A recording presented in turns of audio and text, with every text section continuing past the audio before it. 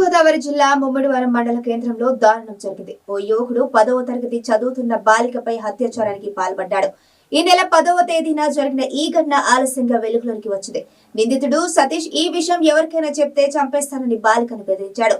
భయపడిన బాలిక ధైర్యం చేసి తల్లికి విషయం చెప్పగా వారు ముమ్మడివరం పోలీస్ స్టేషన్ లో ఫిర్యాదు చేశారు. నిందితుడిని కఠినంగా శిక్షించాలని బాధితురాలి తల్లి కోరు.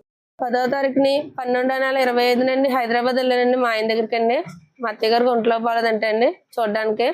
అయితే తర్వాత మరుసటి రోజు 11వ తారీఖు 12/25 నుండి మా పాప కనిపించట్లేదు అని చెప్పి 11, 12 మధ్యలో అండి వెతుక్కున్నారని దొరకకపోయేసరికి అండి పోలీసు పిఎస్కేలు కంప్లైంట్ ఇచ్చారు, పాప మిస్సింగ్ అయిందని.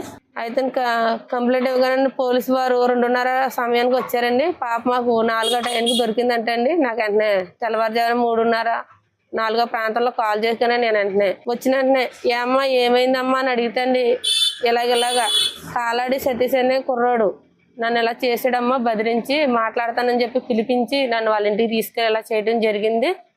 ఏమంటారని నేను చెప్పలేదమ్మా, నేను బెదిరించారు నన్ను అని అన్నదండి. నేను వెంటనే తొట్టుకోలేక వెంటనే ముమ్మడివరం పోలీస్ స్టేషన్లో కంప్లైంట్ ఇవ్వడం జరిగిందండి.